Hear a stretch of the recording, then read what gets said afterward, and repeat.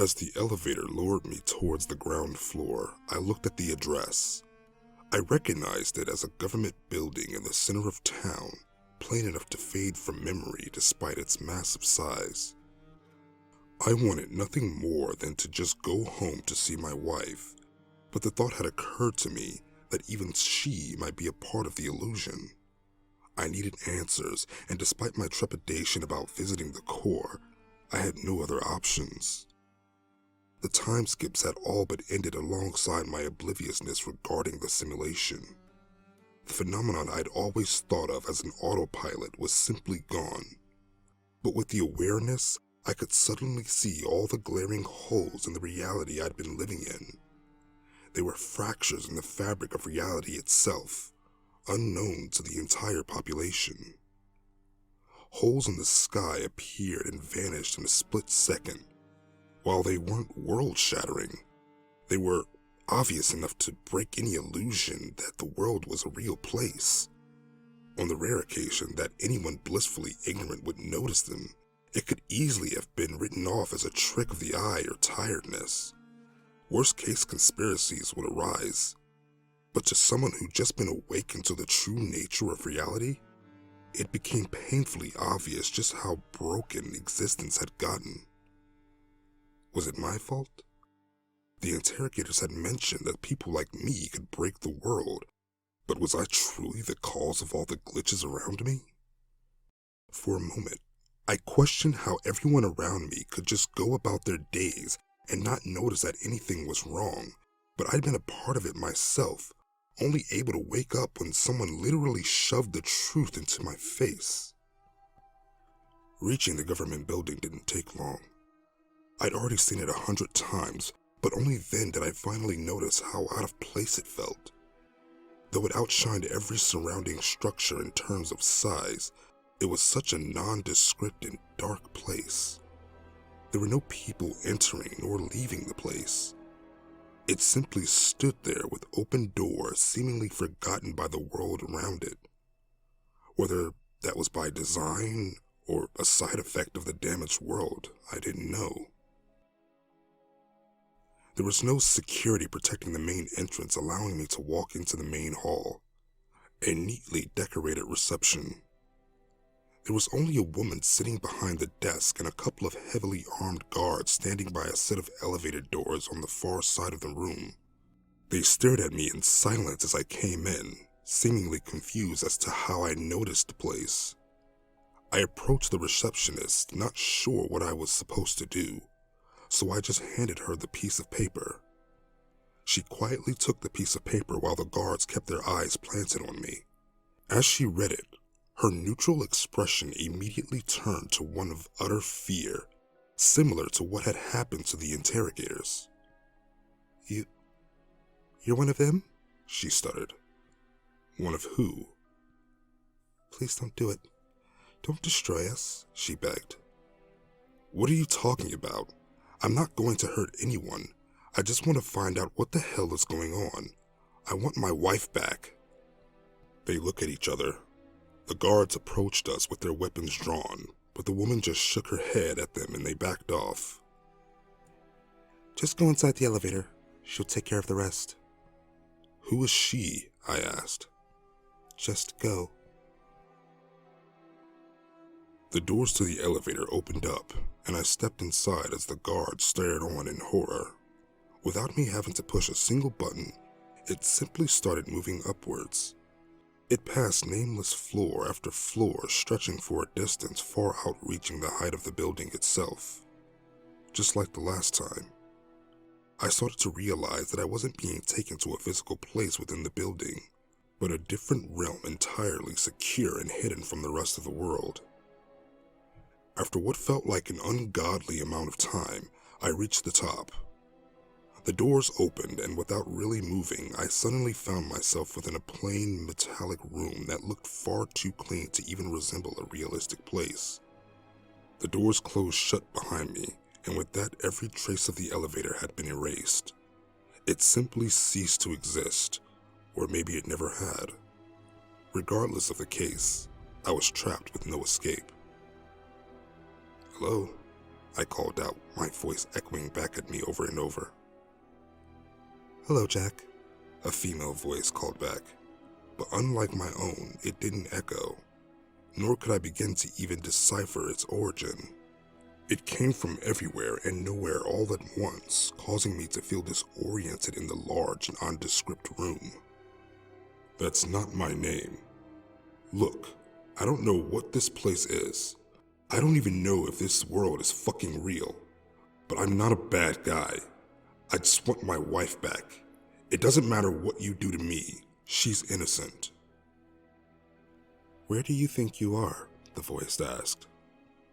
I looked around the room, still not able to fully comprehend my surroundings. I don't know. What the fuck does it matter? I asked.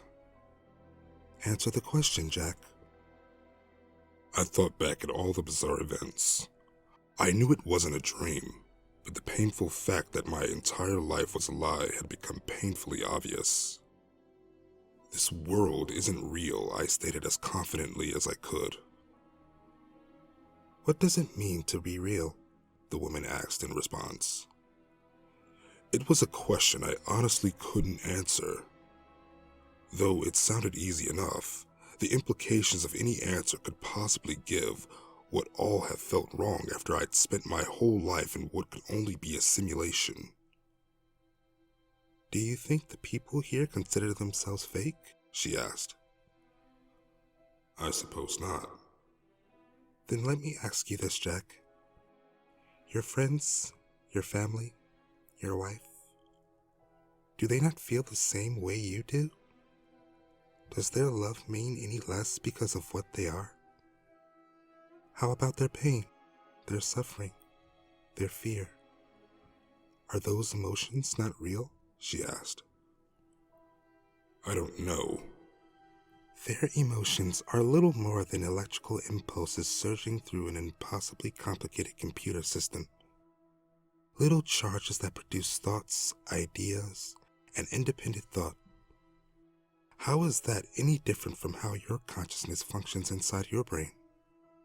That's different, I tried to begin, but it was a thought I couldn't logically continue. Yes, this world was created by the people in your world. But how do you know that your world isn't just another piece of the puzzle? The being you have named God, or the Big Bang Theory. How do you know that these aren't similar experiments conducted by creatures beyond your comprehension? While your universe might be in the highest level of creation, you can never know for sure, just like the people here.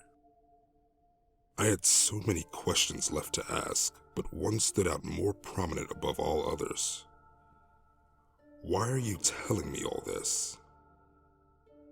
Because, Jack, your wife is threatening to end this world unless we let you go. Your very presence, and that of the people like you, will eventually fracture the fabric of our reality. That is why I need you to leave. If leaving is an option, why try to kill me in the first place? I asked, getting angrier by the minute. She paused for a moment, allowing the deafening silence of the room to sink in. None of it felt real. As the seconds ticked by, I started to hear the sound of my own heart beating. Because creating an exit leaves us exposed, it would be safer to just destroy you. She had said it so matter-of-factly, reducing me to little more than an afterthought. We don't have much time. Your wife is looking for you, she said. Mary? But I just saw her. Those men.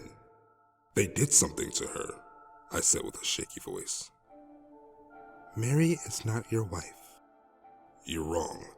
I remember her. We have a life together. You did have a life together, but that life never belonged to you. I was overwhelmed by the information and thought it was breaking my heart. I didn't struggle to believe it. Every odd occurrence, the weird flashes, the dream about the weird glass capsule, the world I had been living in, it wasn't real. But it wasn't a dream either. It was just a place I had been sent. But why or how I didn't remember. I took a moment to breathe, wishing I'd been left in ignorance to stay with Mary. But I didn't want the one waiting for me in the real world, because I didn't know her. What if I don't want to leave? I asked. If you stay here, everyone will die. She was right. Just like the interrogators had said. My presence and that of those like me was dangerous. I had to leave. You can ask me one more question, Jack, but then it's time to go. I only thought about it for a second.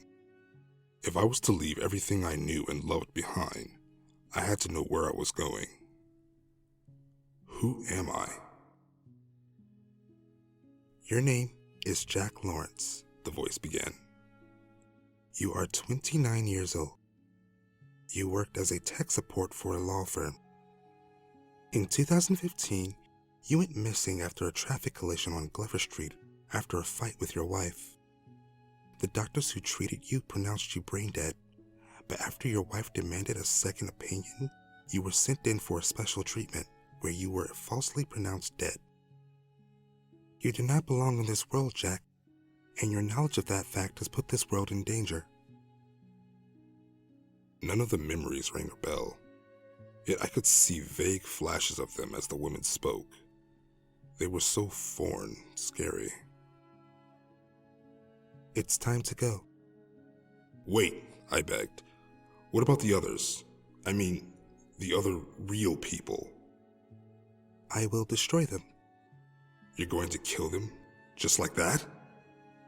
Wouldn't you? If a handful of people had to die to save billions, could you not make that decision, Jack? She wasn't wrong. But I couldn't accept that I'd kill anyone that easily, as true as it might have been. This is your last chance. You have to leave now, she ordered. How? You'll know as soon as you leave the building. And Mary? She'll live. But once you're gone, every trace of your existence will be removed. To her, you never even set foot in our world. She will live on as if you never met. The entire world will forget you as soon as you step through the gateway to your own world. Goodbye, Jack. With that, the voice vanished, and I found myself back inside the elevator heading down. The transition had been so seamless, as if the room had never even existed. After all that, I still hadn't the faintest clue who I'd spoken to, or whether or not they were even supposed to be human. But regardless of who she had been, she was right. No sooner had I set foot inside the elevator before I knew how to escape. There would be a portal created in the very same place I met Mary down by the pier where we first met. I had been daydreaming, bumping into her, which caused her hat to be caught by the wind and blow into the water. Feeling embarrassed and partially wanting to impress her, I climbed down, naturally slipping on the rocks and stumbling headfirst into the sea. She laughed, and I never did end up finding her hat. So to make it up to her, I invited her out for ice cream. That's where I had to go. The main source of my happiness would be the place that took me away. Once I reached the lobby, the guards just stared at me as if they'd seen a ghost. Their faces turned pale and their hands trembled. They were terrified of me. "Why are you afraid?" I asked. "I just want to leave." But that's when I realized that my disguise as one of them had been shattered. They had always known that I was dangerous, but only then did they realize that their world was a simulation. I looked down on my hands. They were messed up, glitched as if my own body was disintegrating. I couldn't hide it anymore. "I knew it. I just never believed it," one of the guards said. "It's all pointless." With that, he lifted his gun to his own head and pulled the trigger without hesitation. Blood, bone, and pieces of brain splattered onto the wall behind him as the second guard fell to his knees in shock. The receptionist just cried as she saw me, finally knowing that her whole world was a lie. From that moment on, any person that saw me, even for the briefest of moments, would know what the world truly was. I had to find a way to cross the city without shattering the world, but it was a futile task. Though not everyone that saw me reacted with fear or despair. Some even laughed, while others just didn't seem to care. Right then, I was happy that the world would forget me. But that could only happen if I left as soon as possible. But what I hadn't anticipated was the acceleration of the damage caused as I gained total awareness. The holes I'd seen were all growing, tearing apart the fabric of reality itself. Buildings were getting erased before my eyes and people froze in place as their bodies ceased to function. As people realized their world was held together by a thin layer of cables and code, it was simply getting too much for the simulation to handle. I started to run, trying my best to avoid people, lest the world tear apart before I could escape.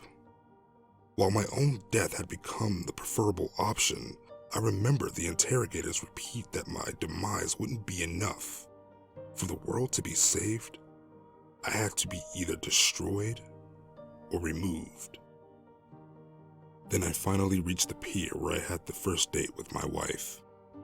But that time, the ocean was gone, simply erased from existence, leaving behind rapidly dying sea life on the barren ground.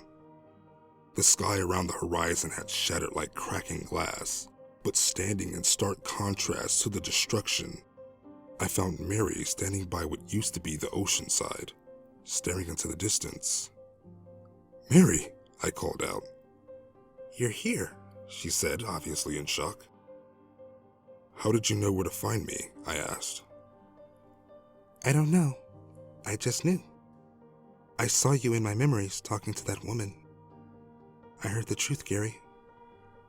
"That you're not real?" I asked. "But I am.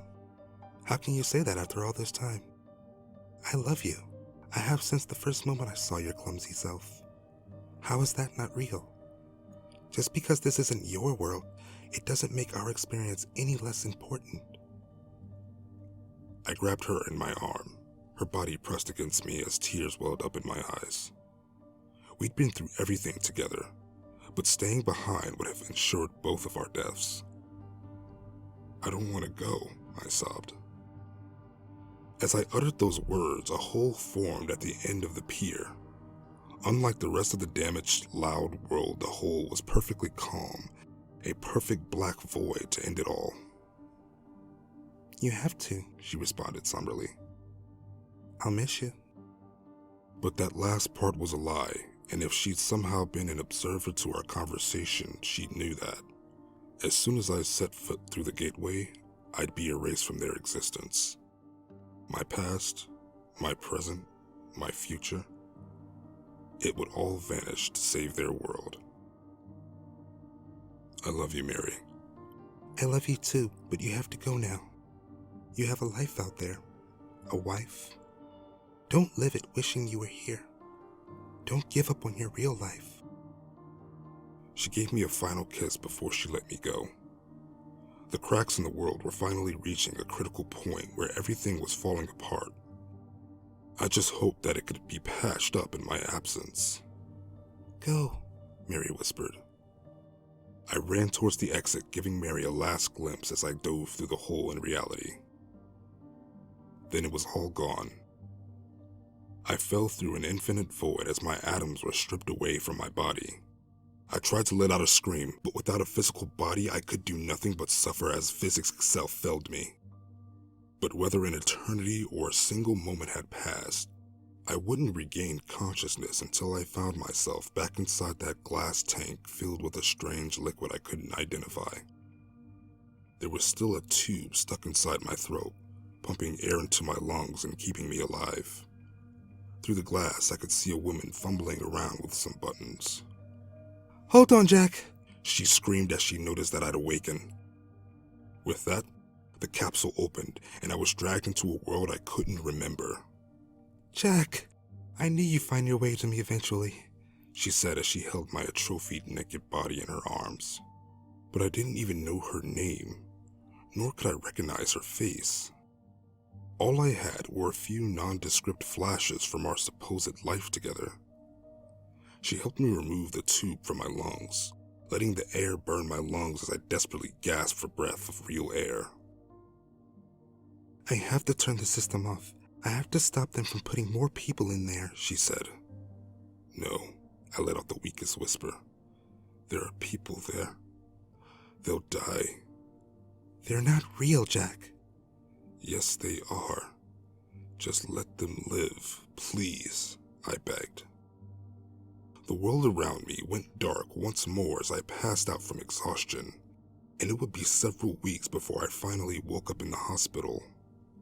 By then, the entire facility had upped and moved before the authorities could even be convinced to check it out. While my wife had spent a considerable amount of effort finding the place, she just couldn't do it again, meaning that there was nothing I could do to protect the world I so dearly missed. During the next few days, I was introduced to old friends and family. I even had a son, one I of course couldn't recognize. To me, he was just a kid I'd never seen before, barely 7. It might make me sound like a bad guy, but I felt nothing for them. I just wanted to go back and see Mary, if she was even still alive. Not that it made a difference, because she wouldn't remember me. I'd just be another strange face on the street. The life I knew had ended. I'd been trapped inside the harsh truth of reality, and I didn't know if I could ever get used to it. I don't know who decided to trap me inside that place, nor why. All I know for sure is that there are more people trapped inside there, and they need help escaping before the core can destroy them.